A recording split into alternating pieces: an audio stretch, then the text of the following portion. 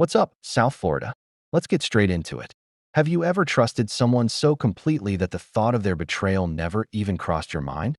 For Leo, a 22-year-old student, that person was his father, Richard, and his girlfriend, Chloe.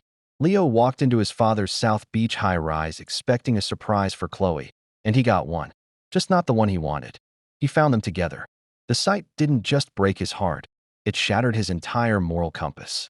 The pain was a physical thing, a fire in his chest. But from those ashes, a cold, hard plan began to form. Revenge wasn't about a fist fight. It was about architecture. He was going to build a trap made of their own secrets and then burn the whole thing down. So, tell me in the comments, what would your first move be after a betrayal that deep? Leo's target was Isabella, his stepmom. At 42, she was a gorgeous, lonely woman in a gilded cage, constantly ignored by Richard. Leo, who'd always kept her at arm's length, suddenly became her most devoted confidant. He listened to her, made her feel seen. It started with long talks by the pool, then secret touches. Soon, their relationship crossed a line it could never come back from. But for Leo, this wasn't passion. This was procurement.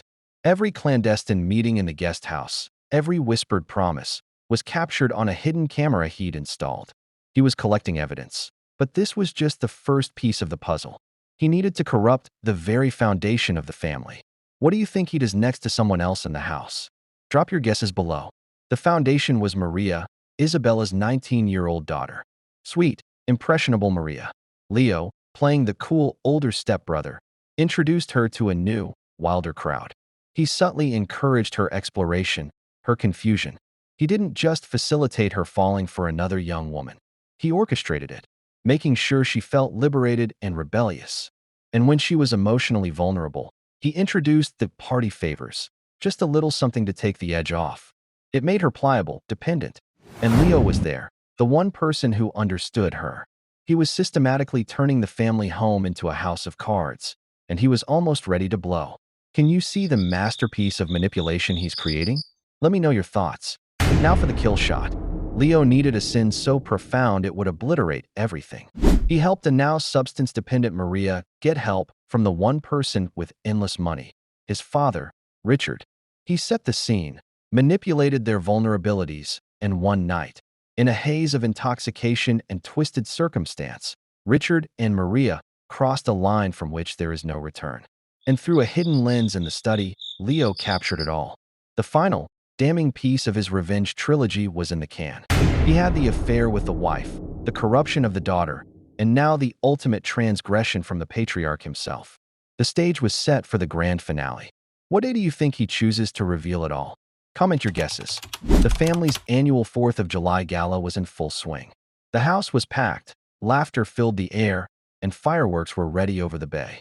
As Richard, 48 and pompous, raised a glass to family and loyalty, Leo hit a button on his phone. The giant patio screen lit up. It wasn't the fireworks display. It was his collection. The room descended into a chaos of screams, shattered glass, and utter devastation. The fallout was nuclear. Divorce, scandal, and because of the substances Leo had woven into his plot, both Maria and Richard were eventually checked into rehab. Leo simply vanished into the Miami night, his revenge complete. So, I have to ask you, the audience, did the punishment finally fit the crime, or did Leo become a monster worse than his father? Debate it in the comments. And if you were hooked on this twisted tale from the 305, you know what to do. Smash that like button, subscribe for more dark stories, and share this with someone who appreciates a masterclass in revenge. Until next time, stay sharp, Miami.